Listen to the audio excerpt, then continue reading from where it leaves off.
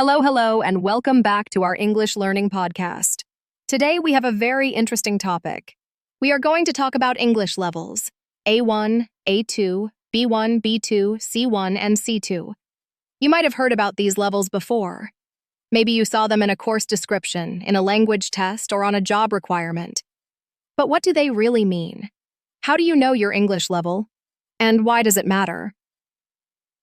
But first, let's quickly explain what these letters and numbers mean. They come from the CEFR, the Common European Framework of Reference for Languages. Exactly. It's a standard system used all over the world to describe language ability, from beginner, A1, to advanced, C2. So if someone says, I'm B2 in English, that means they have an upper intermediate level. Not perfect, but they can have full conversations. Let's start at the beginning, A1. Okay, A1 is the most basic level. It's for absolute beginners. If you can say things like, my name is Maria, or I live in Spain, you're probably at A1.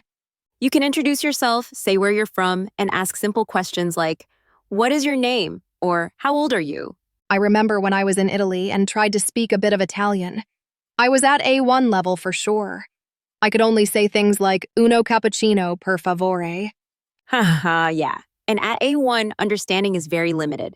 People usually speak very slowly to you, and that's okay. Right, it's a good start. So how do you move from A1 to A2? Practice, of course, listen to short dialogues, use flashcards, and speak as much as you can, even if it's just to yourself. Okay, now A2. That's elementary level. You can do a bit more than A1. At A2, you can understand basic sentences like, I go to work at 8 a.m., or I like pizza. You can also talk about your family, shopping, and your job. You might say, my sister works in a hospital. It's still limited, but now you can survive in simple situations, like booking a hotel room or ordering food. I remember helping a friend at A2 level. He could write messages like, I am late, I come at 7. Yes, grammar is still basic, usually present tense, a bit of past tense maybe. All right, now things get interesting. B1 level. This is intermediate. You can understand the main ideas of conversations at work, school, or during travel. You can also describe events, dreams, and experiences. Like, last weekend, I visited my grandmother. We had a big lunch.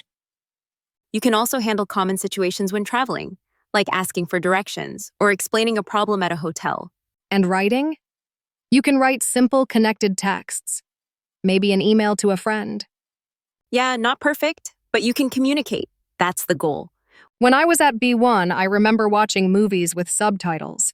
I couldn't catch everything, but I understood the general story.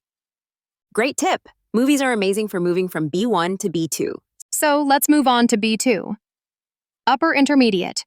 Now you can understand more complex texts and discussions. You might still need subtitles, but you catch more idioms and phrases. You can argue your opinion, like, I think social media is useful, but it can be addictive.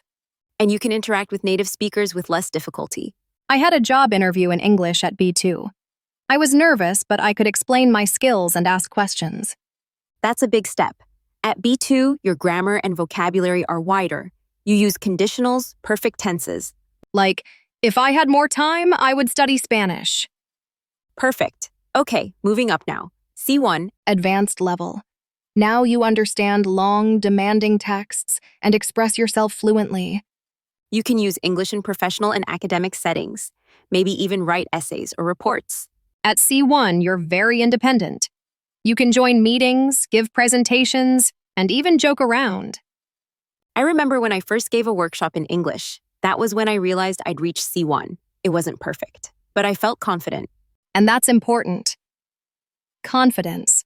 At C1, you might still make small mistakes, but they don't block communication. Last level now, C2 proficiency. This is near native level.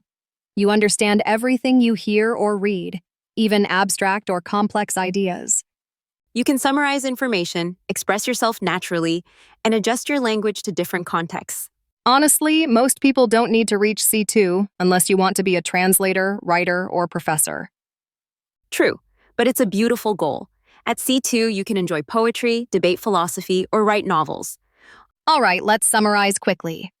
A1, basic greetings and simple phrases. A2, everyday expressions, and simple conversations. B1, intermediate, can handle travel and routine work. B2, upper intermediate, can argue, explain, and interact naturally.